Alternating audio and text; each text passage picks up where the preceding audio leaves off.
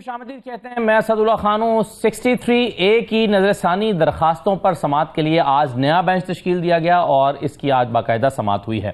کل جو بینچ بیٹھا تھا وہ نامکمل تھا. 4 رکنی بینچ بیٹھا تھا. جسٹس منیب اختر اس میں شامل نہیں تھے، لیکن اس کے باوجود ایک آرڈر پاس کیا گیا. اس آرڈر کے بارے میں خط لکھا گیا جسٹس منیب اختر کی جانب سے رجسٹرار کو، اور کہا گیا کہ یہ آرڈر غیر قانونی ہے. نامکمل بینچ کیسے کوئی آرڈر پاس کر سکتا ہے؟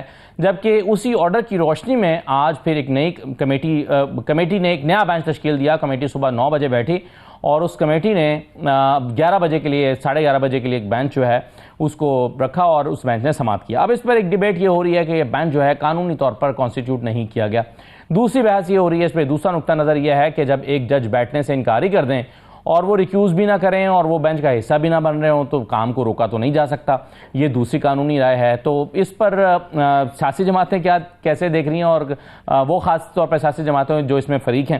اور ساتھ ہی ساتھ ایک اہم نقطہ یہ اٹھایا جا رہا ہے کہ چلیے 63A کے حوالے سے نظر ثانی آ بھی جاتی ہے تو کیا جو وہ تمام لوگ جو دوسری جماعت سے تعلق رکھتے ہیں ان کو شامل کر کے کیا کوئی ایسی ترمیم لائی جا سکتی ہے جو بہت ہی اہم نوعیت کی ہو اور جس پر پورا آئینی ڈھانچہ بیس کر رہا ہو؟ اور کیا اس کی ساکھ اور حیثیت پر سوال نہیں اٹھ جائیں گے اگر مولانا فضل الرحمان ساتھ نہیں دیتے اور صرف منحرف لوگوں کو ساتھ ملا کر لائی جاتی ہے؟ اور کیا یہ اتنا ارجنٹ یعنی 7-8 تاریخ کو یہ ہونے بھی جا رہا ہے یا نہیں؟ تو بہت سارے اہم معاملات ہیں جس پر ہم گفتگو کرتے ہیں. کچھ لیگل پہلو ہیں، کچھ سیاسی پہلو ہیں. ہمارے ساتھ آج کے پروگرام میں ندیم افضل چند صاحب موجود ہیں، پیپلز پارٹی کے سینئر رہنما. بہت شکریہ چند صاحب، خوش آمدید. شاہدہ اختر علی صاحب ہمارے ساتھ موجود ہیں، JUI کے رہنما. بہت شکریہ، آپ کو خوش آمدید کہتے ہیں. اور احمد اویس صاحب ہمارے ساتھ موجود ہیں، پاکستان تحریک انصاف کے رہنما ہیں. ندیم افضل چند صاحب، سر یہ بتائیے کہ کیا صرف منحرف لوگوں کو، یعنی 63A کے فیصلے کو ہم دیکھ رہے ہیں 1-2 دن میں آتا ہوا، بہت سارے لوگ فورسی کر رہے ہیں، تو اگر 63A کا فیصلہ آ جاتا ہے اور اس میں منحرف لوگوں کا ووٹ شمار ہونے کا فیصلہ ہو جاتا ہے، موسٹ لائکلی جو ہونے جا رہا ہے، تو آپ کے خیال میں کیا صرف منحرف لوگوں کو ملا کر اتنی اہم ترمیم لائی جا سکتی ہے؟ پاکستان پیپلز پارٹی تو کوشش کر رہی ہے کہ اس ترمیم کے اوپر، کیونکہ یہ کوئی صرف ترمیم نہیں ہے، یہ پاکستان کا پولیٹیکل ہسٹری جو ہے اس کو بھی چینج کرے گی، جوڈیشل ہسٹری کو بھی چینج کرے گی جی. اور جو پیپلز پارٹی کا ایک پرانا موقف ہے اس کے اوپر ہم تو بعض میں بھی جا رہے ہیں، ہم پولیٹیکل پارٹیز کو بھی اپروچ کر رہے ہیں، سول سوسائٹی کو بھی کر رہے ہیں، تمام کے ساتھ مل کے کر رہے ہیں. صرف ہم پارلیمان کے اوپر نہیں، آپ دیکھ لیں کہ بلاول بھٹو صاحب وائڈ پولیٹیکل لیڈر ہیں جو اس وقت پاکستان کی ہر بار میں جا رہے ہیں جی، اور جا کے ڈائلاگ کر رہے ہیں اس کے اوپر. تو ہماری کوشش ہے کہ یہ اتفاق رائے سے ایک کنسنسس کے طور پہ ہو. اس کو صرف کوئی اس کے اوپر نہ پوائنٹ سکورنگ کی ضرورت ہے، نہ اس میں کوئی ایسا امپیکٹ لانے کی ضرورت ہے کہ یہ کسی شخصیت کے لیے کیا جا رہا ہے یا کسی کو روکنے کے لیے یا کسی کو لانے کے لیے.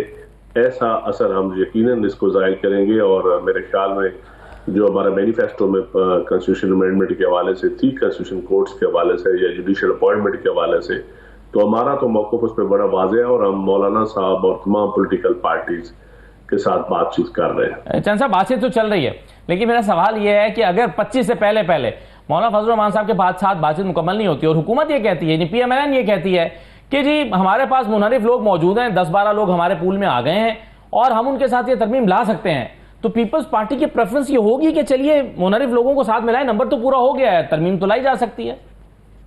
دیکھیں، ابھی یہ کویسچن جو ہے نا، یہ اس لیے میں اس کا جواب نہیں دے سکتا کہ یہ ابھی کوئی یہ چیز میرے نہیں خیال کہ پولیٹیکل پارٹیز اس پہ کسی کو اعتراض ہوگا یا کیونکہ ہمارا ڈائلاگ چل رہا ہے. اگر ہم آج یہ کہنا شروع کر دیں کہ ہم جی آپ کے بغیر بھی کر سکتے ہیں تو پھر ڈائلاگ کا اثر تو ختم ہو گیا.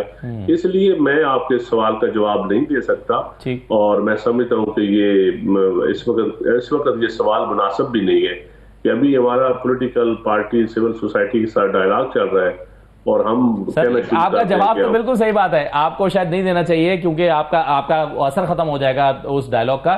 لیکن میرا سوال یہ اس لیے ٹھیک ہے کیونکہ ساتھ ہی ساتھ کوششیں چل رہی ہیں، خبریں بھی چل رہی ہیں کہ فلاں توڑ لیا گیا ہے، فلاں کو ملا لیا گیا ہے، وہ سورسز سے ان لوگوں کے نام بھی آ رہے ہیں، ان پر تنقید بھی شروع ہو گئی اور وہ تردید بھی نہیں کر رہے. میں آپ کی خبروں کی نہ تردید کر سکتا ہوں نہ تائید کر سکتا ہوں، ٹھیک ہے، اور میں اس کو لیفٹ اوور کرتا ہوں اس سوال کو کہ فی الحال ہمارے ہماری پرائرٹیز ڈائلاگ ہے اس وقت، پولیٹیکل پارٹیز کے ساتھ، سول سوسائٹی کے ساتھ، بارز کے ساتھ، وکلاء کمیونٹی کو آن بورڈ لینا ہے، اور سوسائٹی کے وہ طبقے جو سٹیک ہولڈرز ہیں سب کو آن بورڈ لینا ہے۔ اور یہ سارا پروسیس جو بلاول صاحب نے شروع کیا ہوا ہے چند صاحب، یہ پروسیس آپ کو 7-8 اکتوبر تک مکمل ہوتا ہوا نظر آ رہا ہے؟ میرے خیال میں انشاءاللہ جلد ہی یہ اسی مہینے میں انشاءاللہ مجھے امید ہے کہ جلد مکمل ہو جائے گا۔ بالکل صحیح ہے، بالکل صحیح ہے۔ یہ شاہدہ صاحبہ جو مسودہ متفقہ ہوگا وہ کیا پی ٹی آئی کے ساتھ متفقہ ہوگا، یا آپ کا مسودہ پیپلز پارٹی کے ساتھ متفقہ ہوگا، یا دونوں کے ساتھ متفقہ ہوگا؟ تینوں آن بورڈ ہوں گے؟ نہیں، ہم تو چاہتے ہیں کہ جو چیز بھی آئے تو وہ پارلیمان سے متفقہ طور پہ ہو، یونانیمس ہو، تاکہ اس کے نتائج بھی اچھے برآمد ہوں۔ ابھی جو کوشش چل رہی ہے، ہوم ورک جو ہو رہا ہے، تو ظاہر ہے اس میں پہل جو ہے پیپلز پارٹی نے کیا ہے، اور بلاول بھٹو زرداری صاحب کے اس اقدام کو میں ضرور سراہوں گی کہ لیڈ انہوں نے لی ہے، اور ہماری کمیٹی ممبر سے بھی خود 1 by 1 ان کی ملاقات ہوئی ہے، اور مولانا فضل الرحمان صاحب کی طرف دیر سے نہیں لی ہے، کیونکہ پہلے ایک اٹیمپٹ ہو گئی تھی آئینی ترمیم منظور کرانے کی، جس میں کامران مرزا صاحب کہتے ہیں کہ رات کو 2 بجے بلاول صاحب نے کہا کیا کریں، مجبوری ہے۔ جی بالکل، یہ آپ کے انکار کے بعد ہے، لیکن چلے دیر آئے درست آئے، اگر اس طرح ہے، اور ہونا بھی یہ چاہیے۔ دیکھیں، یہ آئینی ترمیم ہونے جا رہی ہے، اور ابھی جس طرح پیپلز پارٹی نے پہل کی ہے اور ہر پارٹی سے وہ فردن ملاقات کرنے، ہونا بھی یہی چاہیے کہ ہم باہمی طور پہ کم از کم کچھ تو کنسنسس ہم بلڈ کریں نا، اس کے بعد ہی پھر جہاں پہ اختلافات ہوتے ہیں۔ تو میں بھی یہی کہتی ہوں کہ let start from the commonalities, جو کامن ہے ان چیزوں کو ہم پہلے رکھیں، جو اختلافی ہے اس کو کس حد تک ہم ڈائلیوٹ کر سکتے ہیں۔ لیکن یہاں پہ اب یہ کوئی بات چھپ ہی نہیں رہی کہ کیوں ایمرجنسی تھی اور کیوں اس ٹائم کو لیا گیا تھا۔ ڈیفینیٹلی یہ ٹائم سپیسیفک اور شخصیات سپیسیفک تھا، بالکل تھا۔ اب وہ نہیں رہا، اب ظاہر ہے وہ تھوڑا سا اس کا اثر جو ہے وہ کم ہو رہا ہے۔ یہ شخصیت سپیسیفک نہیں ہونا چاہیے؟ دیکھیں، اس لیے نہیں ہونا چاہیے کہ پھر یہ قانون جو ہے وہ آپ کسی طریقے سے بھی مولڈ کر سکتے ہیں۔ کل کوئی اور حکومت آئے گی، وہ اپنی مرضی کے قوانین لے کے آئیں گے۔ دیکھیں، ہمیں شخصیات پہ اعتراض نہیں ہے، سب قابل احترام ہے، لیکن جب اس طرح کی چیز ہوتی ہے، اب شب خون مارنے والی بات ہے۔ جس طرح پارلیمنٹ پہ کاری ضرب لگتی ہے، تو یہ بھی میں کہوں گی ایک کسی ضرب سے کم نہیں ہے کہ جب آپ آن بورڈ نہیں لیتے۔ چلے ہم تو اپوزیشن میں بیٹھے ہوئے، ایٹ لیسٹ اپنے پارٹی ممبرز کو تو یہ بتایا ہوتا کہ ہم کیا کرنے جا رہے ہیں۔ پھر اتنی بڑی ترمیم آپ کرنے جا رہے ہیں اور یہ سمجھتے ہیں کہ یہ بس کمپلیٹ ہو جائے گا۔ چلے اگر میں یہ بھی کہوں، ایٹ لیسٹ سوری میں آپ کی بات کروں، اگر میں یہ بھی کہوں کہ یہ بہت ہی اچھا ہے، تو لیکن موڈیلٹی ٹھیک نہیں تھی۔ سٹارٹ میں ہم نے موڈیلٹی پہ اعتراض کیا، اور جب ہم کنٹینٹس دے کر ڈیپتھ پہ گئے تو پھر جو خدشات ہمیں نظر آئے وہ اس میں حقیقت پہ بھی مبنی ہے۔ اب آپ اس پہ مسودہ پہ کام کر رہے ہیں، چند صاحب کہہ رہے ہیں کہ 7-8 تاریخ تک ہمیں یہ معاملہ سمٹتا ہوا یا اس پہ کنسنسس ڈیولپ ہوتا ہوا نظر آ رہا ہے۔ آپ کو بھی آ رہا ہے کہ آپ کی جو ٹیم کام کر رہی ہے وہ 7-8 تاریخ تک کر چکے گی؟ دیکھیں، ٹائم کا تو میں نہیں بتا سکتی، کیونکہ ابھی تو یہ شروعات ہیں، اب تو یہ فردن ایک شک پہ بات ہوگی، اور کیا کرنا ہے، کس طرح کرنا ہے، آیا یہ پاسبلٹی ہے کہ نہیں۔ یہ قوانین جو ہے اس حد تک ہمیں پارلیمنٹ میں جو بیٹھے ہوئے ہیں، ہمیں کیا قانون سازی کی یہ حد بھی دیتا ہے کہ ہم اس حد تک جائیں، یعنی جو ہم کہتے ہیں نا کسی چیز میں استثنائی حیثیت ہم دیکھ رہے ہیں، تو کیا وہ کسی اور آرٹیکل سے تو متصادم نہیں ہے جو آلریڈی آپ کو بہت گہرائی کے ساتھ چیزوں کو دیکھنا آپ کہہ رہے ہیں، اور اس کے لیے ہمیں دیکھنا چاہیے، کیونکہ اگر اس میں سے کوئی ایسی چیز آ گئی کہ کل کسی کے جو بیسک ہیومن رائٹ ہیں اس کو وائلیٹ کریں گے، تو پھر تو پورے پارلیمان پہ یہ کویسچن آئے گا کہ ہم بیٹھے کس لیے۔ بالکل ٹھیک ہے، بالکل صحیح ہے۔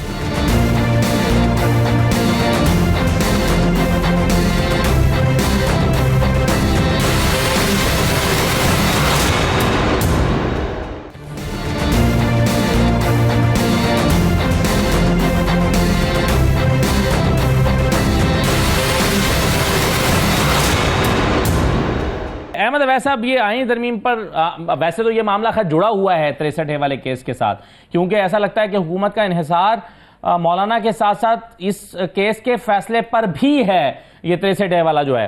تو یہ بتائیے کہ کل آپ بھی کورٹ میں موجود تھے، سپریم کورٹ میں علی ظفر صاحب اس کو لیڈ کر رہے ہیں، اور وہ کہتے ہیں کہ جی میں عمران خان کا وکیل ہوں۔ علی ظفر صاحب کل بھی کچھ اعتراض اٹھانا چاہ رہے تھے, آج بھی وہ آبجیکشن ریز کرنا چاہ رہے تھے, لیکن چیف جسٹس صاحب نے انہیں سنا نہیں, کہا کہ جب آپ کی باری آئے گی تو آپ بولیے گا. آپ کے علم میں ہے وہ کیا آبجیکشن ریز کرنا چاہتے ہیں؟ بینچ کے اوپر اعتراض اٹھانا چاہتے ہیں, اس کی کانسٹیٹیوشن پہ اٹھانا چاہتے ہیں, آرڈیننس جو آیا ہے پریکٹس پروسیجر کا اس پہ بات کرنا چاہتے ہیں, وہ کیا کہنا چاہ رہے ہیں جو نہیں کہنے دیا جا رہا؟ بڑے قانونی اعتراضات ہیں کانسٹیٹیوشن اور بینچ کے اوپر. پہلا اعتراض تو یہ ہے کہ آرڈیننس کے تحت 3 رکنی کمیٹی جو ہے وہ اس میں بنائی گئی ہے. اب 3 رکنی کمیٹی جو ہے وہ کانسٹیٹیوٹ نہیں ہو سکی کیونکہ جسٹس منصور علی شاہ صاحب نے انکار کر دیا بیٹھنے سے. ان کا کہنا تھا کہ جسٹس منیب اختر صاحب کو بغیر کسی ریزن کے, بغیر کسی وجہ کے آپ نے کمیٹی سے نکال دیا. ہی واز سینئر جج, سینئر موسٹ جج, اور لہذا وہ ریزنز تو انہوں نے اپنے خط میں چیف جسٹس سے بتا دیں سر, 11 وجوہات بتائی ہیں.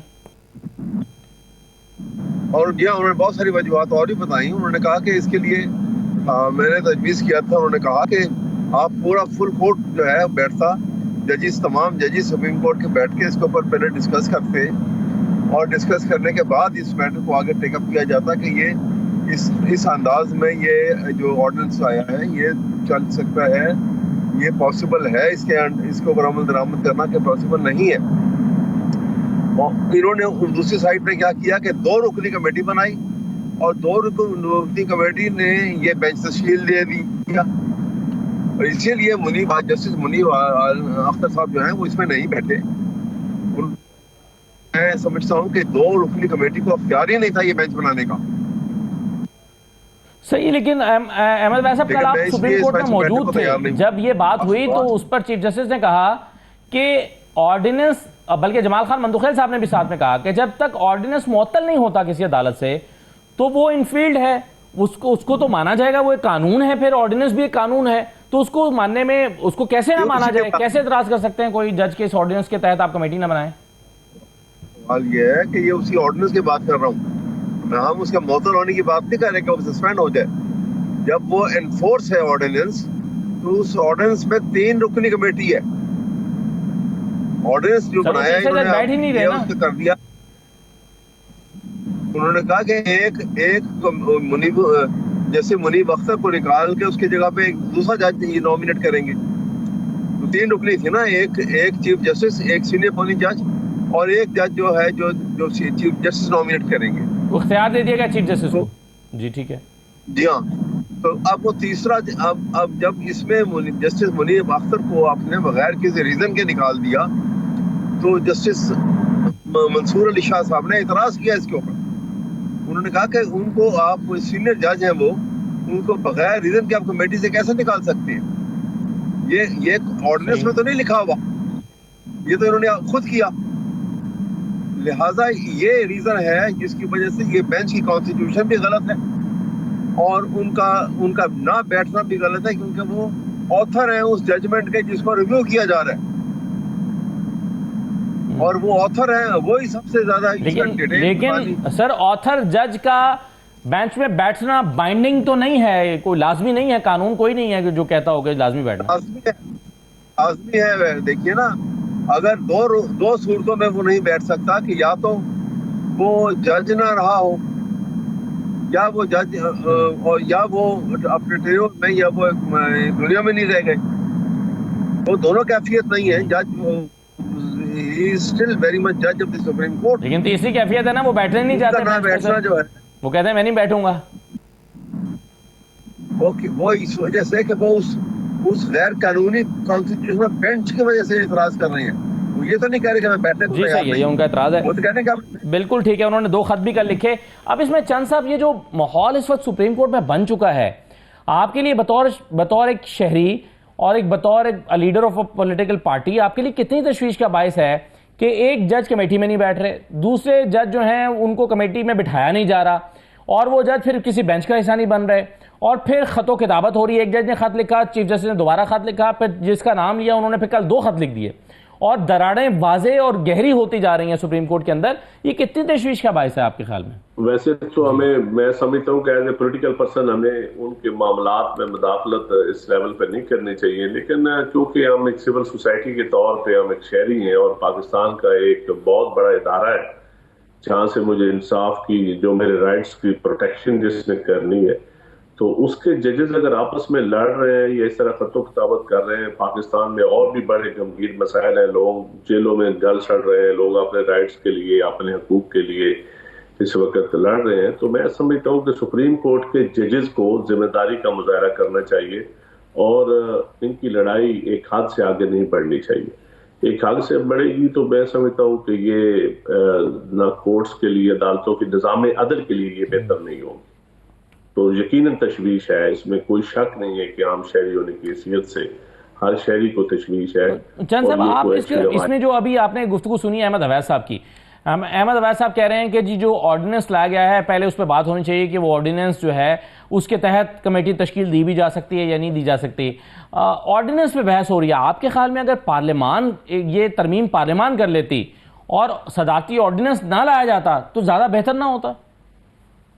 یقیناً دیکھیں، پارلیمان کے جو قانون ہے وہ تو یقیناً آرڈیننس سے ہر لحاظ سے بہتر ہے، لیکن ہمارے ملک میں یہ روایات چل رہی ہیں کہ آرڈیننس آ جاتے ہیں، لیکن 18ویں ترمیم نے کافی کوشش کی ان آرڈیننس کو ذرا کنٹرول کرنے کی، لیکن اس سے پہلے تو ملکی آرڈیننس کے ذریعے چل رہا تھا اور 18ویں ترمیم میں کافی کوشش ہوئی اور اب تو اسی کوئی لمٹس ہیں۔ تو میرے خیال میں لیکن قانون سازی جو ہوتی ہے اسمبلی کی، اس سے بہتر تو کوئی چیز نہیں ہے، وہ اس میں تو سب کی رائے شامل ہوتی ہے، ایک ڈسکشن ہوتی ہے، ایک عوام کی رائے آ جاتی ہے جب ان کے نمائندوں کے ذریعے، تو اس میں تو کوئی شک نہیں ہے کہ اگر قانون سازی ہوتی تو اور زیادہ بہتر ہوتا۔ تو سر پھر یہ کیوں لایا گیا آپ کے خیال میں صدارتی آرڈیننس؟ اب یہ خیال آپ بہتر بتا سکتے ہیں، مجھے تو سپریم کورٹ کے اندر کے حالات کا پتہ نہیں۔ آرڈیننس تو یہاں سے گیا نا جی، اور اس وقت سپریم کورٹ تو اس پہ عمل کر رہی ہے۔ تو احمد حویض صاحب تو وکیل ہیں بڑے سینئر، وہ کمنٹس کر سکتے ہیں، تو میں تو نہیں نا، آپ پھر میں آپ نہیں سر، میں آپ سے سوال اس لیے ریلیونٹ ہے کہ یہ صدارتی آرڈیننس لایا گیا نا، اور صدر تو پیپلز پارٹی کے ہیں۔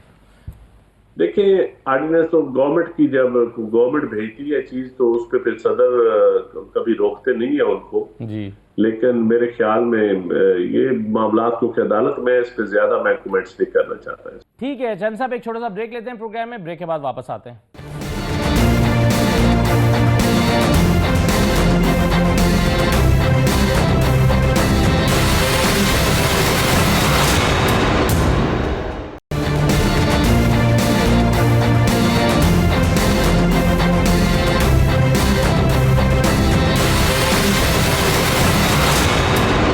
دوبارہ آپ کو خوش آمدید کہتے ہیں۔ شاہدہ صاحبہ، یہ جو ایک مسودہ بنانے کی کوشش کی جا رہی ہے، اس میں اگر آپ کا پیپلز پارٹی کے ساتھ اتفاق رائے نہیں ہو پاتا تو کیا آپ اپنا انڈیپینڈنٹلی اپنا مسودہ بنا کے تجویز کریں گے پارلیمان؟ جی بالکل، ابھی جو صورتحال ہے سٹارٹ سے ہی ہم اپنا ہی بنا رہے ہیں، اچھا، اور پیپلز پارٹی اپنا بنا رہی ہے، لیکن یہ ہے کہ باہمی مشاورت ضروری ہے اور وہ انشاءاللہ ہم ساتھ ساتھ بھی کر رہے ہیں، لیکن مسودہ ہمارا اپنا ہے۔ اور مشاورت جو ہے وہ کانسٹیٹیوشن کورٹ سمیت ان تمام چیزوں پر ہو رہی ہے جس میں آپ کو بہت اعتراض تھا، آرٹیکل 8 سمیت باقی چیزوں پر؟ جی ڈیفینیٹلی، پہلے جن پہ اعتراض تھا وہ ہو رہے ہیں، اور ساتھ ساتھ ابھی جو ہے جتنی بھی مائنیوٹلی ہم جا سکتے ہیں ڈیپتھ میں تو اس کو ہم ساتھ دیکھ رہے ہیں، صحیح ہے، لیکن مشاورت بھی جاری ہے۔ ٹھیک ہے، اور آپ اس کو کتنے عرصے میں آپ کو لگتا ہے کہ یہ کنکلوڈ ہو پائے گا؟ یہ عرصہ میں کچھ ٹائم نہیں بتا سکتی کہ کیا ہوگا، لیکن سٹارٹ لے لیا ہے۔ ٹھیک ہے، اچھا یہ بتائیے کہ اب جو بلاول صاحب یہ سمجھتے ہیں کہ کانسٹیٹیوشن کورٹ صرف وفاق میں ہی نہیں بلکہ صوبوں میں بھی بننی چاہیے، آج انہوں نے بلوچستان میں جو باہر سے خطاب کیا اس میں انہوں نے یہ کہا بھی ہے، تو آپ اس سے اتفاق کرتے ہیں کہ صوبوں میں بھی کانسٹیٹیوشن کورٹ بنا دیں؟ دیکھیں، اگر آپ دیکھیں جو بیک لاگ ہے بیسیکلی مقدمات کا، وہ سب سے زیادہ لوور کورٹس پہ برڈن ہے، اور یہاں پہ فیڈرل پہ بھی ہے، مور دین 60,000 ہے، اراؤنڈ اباؤٹ اپروکس جو ہے وہ 65,000 کی فگر آ رہی ہے، اور زیادہ ٹائم بھی آئینی لحاظ سے کیونکہ ان کو زیادہ پروجیکٹ بھی کیا جاتا ہے، تو اگر اس طرح ہے کہ جب اگر ریفارم کرتے ہیں تو پھر اس کا ट्रिकल डाउन इफेक्ट भी हमें नजर आना चाहिए, और वो इसी तरह मुमकिन है कि आपके नीचे लेवल पे भी रिफॉर्म्स तमाम हद तक हों, क्योंकि आप देख रहे हैं अभी जो इलेक्शन कमीशन जिस तरह ओवरबर्डन है, अपीलें समात, जो मतलब हर इलेक्शन के बाद जो है वो सूरत हाल कुछ पिछली दहाइयों से हम देख रहे हैं, कोई 2 दहाइयाँ तो हो गई हैं कि सूरत हाल यही जाल रही है, कोई हम उसमें पॉजिटिव इफेक्ट नहीं दे रहे, नेगेटिविटी ज़्यादा होती जा रही।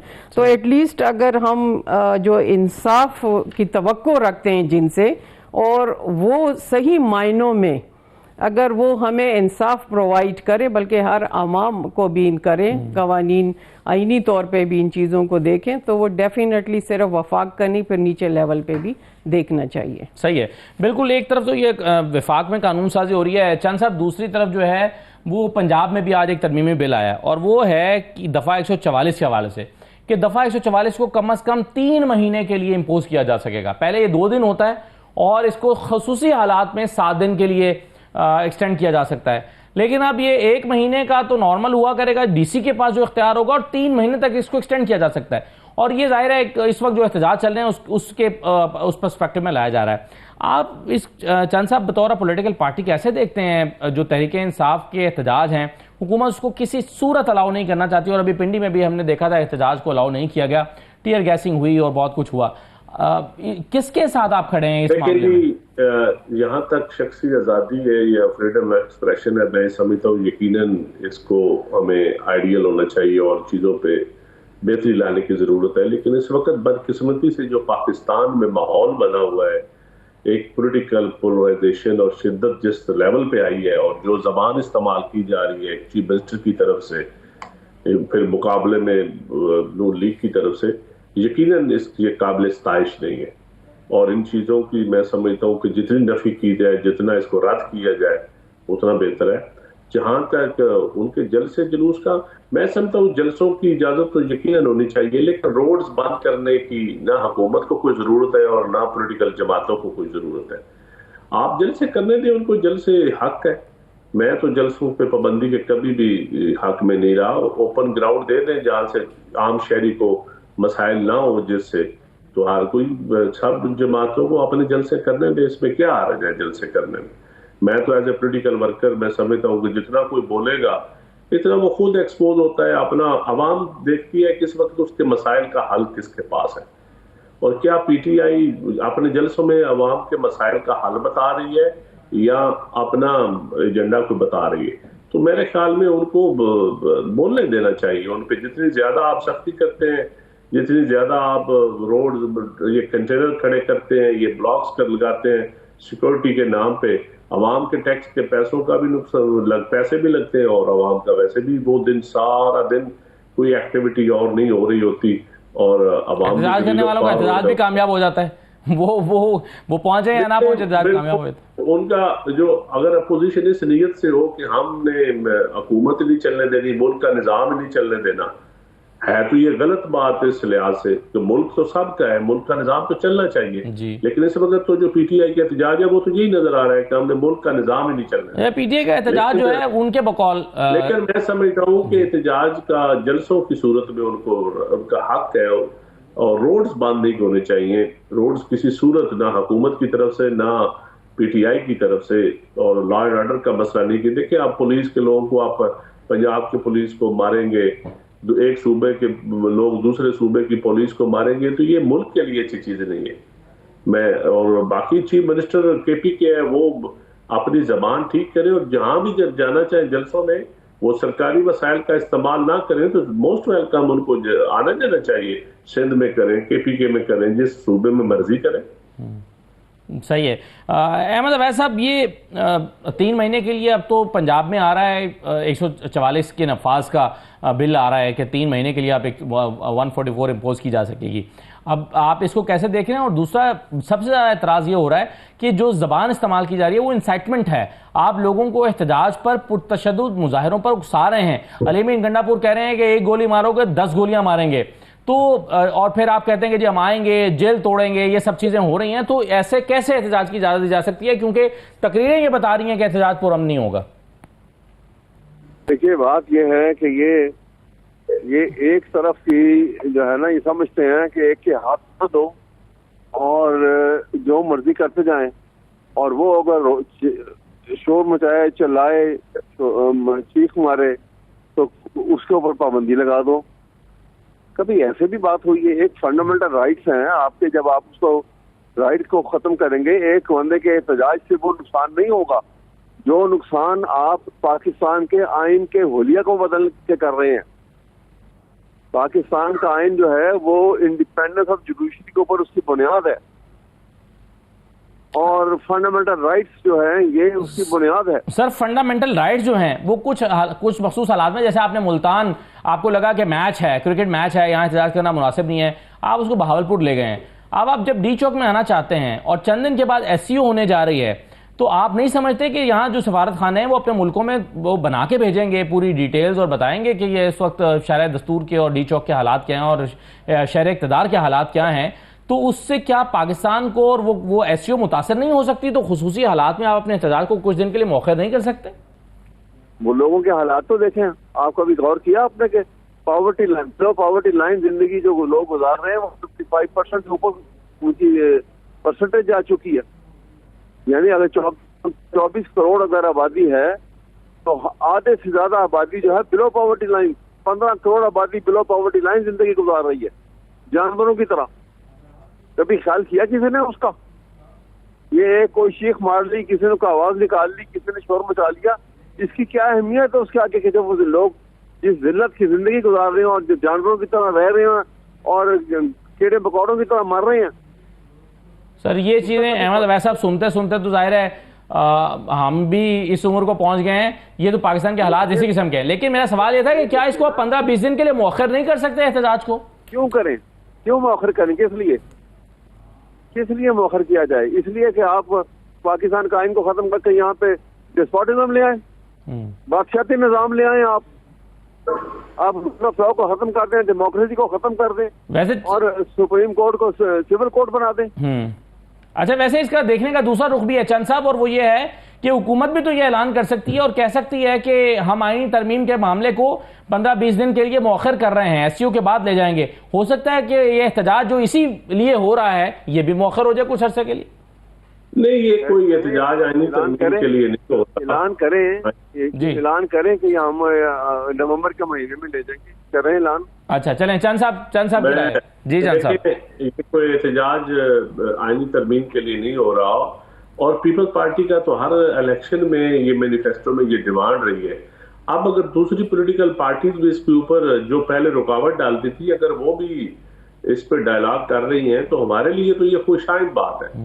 لیکن حکومت، میں سمجھتا ہوں کہ اس وقت جو ملک میں ایک انارکی پھیلانے کی کوشش کی جا رہی ہے کسی بھی حوالے سے، خواہ اس میں اپوزیشن شامل ہو یا حکومتی بینچز شامل ہو یا کوئی اور اندیکھے حالات ہاتھ شامل ہو، تو میں سمجھتا ہوں کہ یہ سب کی ذمہ داری ہے. ہمیں ملک کے لیے اس وقت اسٹیبلٹی کی، پولیٹیکل اسٹیبلٹی کی ضرورت ہے، اور پولیٹیکل اسٹیبلٹی کے لیے اسی لیے تو ہم آئینی ترمیم جو ہے اس کے اوپر، کیونکہ پہلے جو بل آیا تھا وہ پہلے جو کوشش ہوئی ہے وہ حکومت نون لیگ کی طرف سے ہوئی. پیپلز پارٹی تو کنسنسس کے اوپر بلیو کرتی ہے.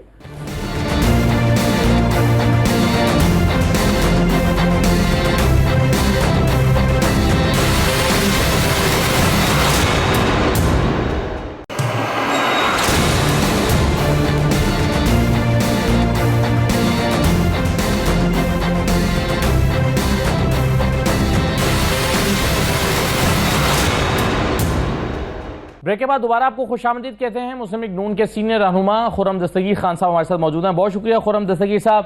خرم صاحب، یہ آئینی ترمیم اب کیا 63A کے جو نظر ثانی فیصلہ ہے اس پر انحصار کر رہی ہے؟ جی نہیں، اس وقت تو ہماری پوری کوشش ہے کہ ہم جو مسودہ ہے اس پر جو ہمیں ایگریمنٹ حاصل کرنا ہے مختلف جماعتوں سے وہ ہم حاصل کریں، تو اس پر گفتگو ہو رہی ہے. اگر 63A کی جو ریویو ہے اس کے اوپر پیش رفت ہو جاتی ہے تو حکومت کے لیے آسانی ہوگی، لیکن اس پر ہمارا انحصار نہیں ہے. لیکن سر اگر فرض کیجئے مولانا فضل الرحمان مان بھی جاتے ہیں، جو بہت جلدی میں بھی دکھائی نہیں دے رہے، وہ مان بھی جاتے ہیں تو پھر بھی کچھ لوگ تو تحریک انصاف کے ملانے پڑیں گے ساتھ. جی تو وہ देखिए तहरीक इंसाफ का जो वजूद है वो उसके ऊपर बहुत सवालात हैं। SIC का जो फैसला है वो उस पर अभी तक जिस किस्म के संजीदा एतराज़ात हैं और तहफ़्फ़ुज़ात हैं, और फिर ख़ास तौर पे वो लोग जो जिन्होंने कागजात नामजदगी के वक्त तहरीक इंसाफ का जिक्र नहीं किया था, उन्हें कोर्ट किस तरह कह सकता है कि वो ज़बरदस्ती जो है वो एक जमात के रुकन है, जबकि वो एक दूसरी जमात के बारे में हल्फ दे चुके हैं।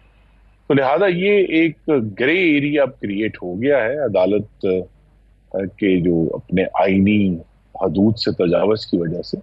लेकिन जिस तरह मैंने कहा, ये सब बातें इससे कतई नज़र कि हमें पहले तो एक आपस में जो हुकूमती जमातें हैं और दूसरी जमातों के दरमियान एक मुसवदा एग्रीड जो है उसके ऊपर अपना एग्रीमेंट हासिल करना है। उसके बाद फिर हम उस पर जो मजीद गुफ्तगू करनी है वो करेंगे। मौलाना को एक दफ़ा फिर दरख्वास्त करेंगे कि वो अब मतन पढ़कर, जो पहले उनकी ख्वाहिश थी कि अगर वो उसमें कोई तरमीम करना चाहते हैं या कोई और उसमें चेंज करना चाहते हैं एडिशन, वो प्रपोज करें। उसके ऊपर अगर बाकी सब एग्री करेंगे, लेकिन ये कि अब आप ये हम सब कह सकते हैं कि इसमें कोई ऐसी उजलत नहीं है इस आईनी तरमीम को करने में। यानी अगर ये 25 अक्टूबर के बाद भी हो जाए तो कोई हर्ज नहीं है?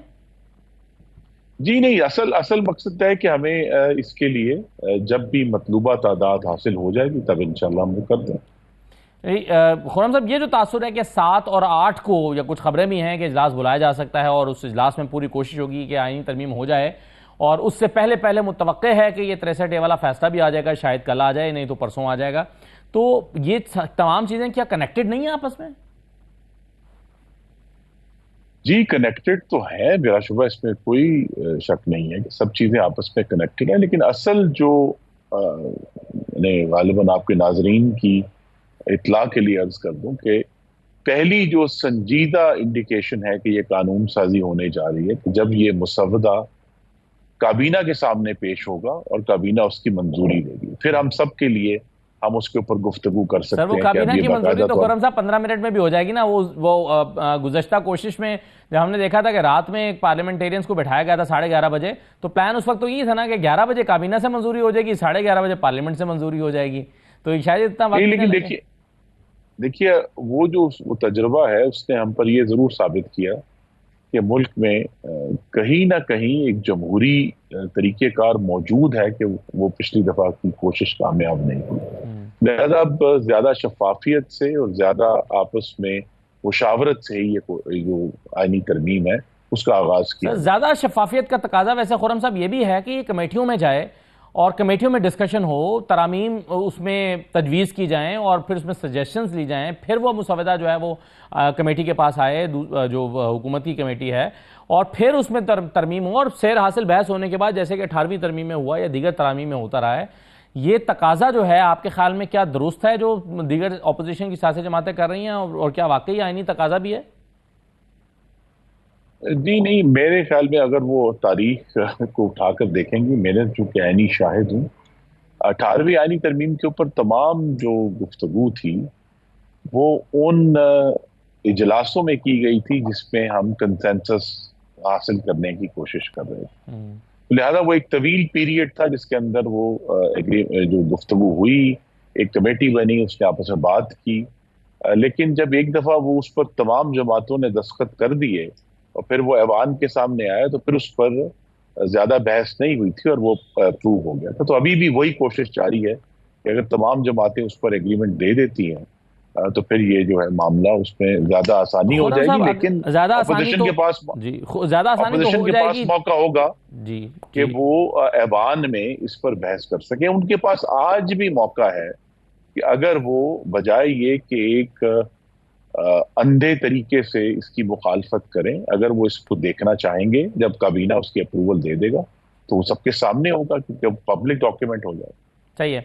लेकिन खुर्रम साहब, इसमें अब अगर फ़र्ज़ कीजिए कि मौलाना फजलुर रहमान साहब इसमें मज़ीद वक्त चाहते हैं और हमारे असेसमेंट ये है कि SCO से पहले अगर ये हो पाएगा, वरना फिर ये 15 दिन के लिए मामला टल जाएगा और फिर 25 अक्टूबर आ जाएगी। अगर मौलाना फजलुर रहमान कुछ और वक्त चाहते हैं और वो किसी मुसवदे पर मुत्तफिक नहीं हो पाते, तो क्या फिर भी मुनहरिफ लोगों को मिलाकर या तहरीक इंसाफ के कुछ लोगों को मिलाकर कोशिश की जाएगी कि 7 और 8 को ही ये तरमीम मंजूर कर ली जाए? نہیں، میرے خیال میں تو اب کوئی ایسی اجلت نہیں ہے.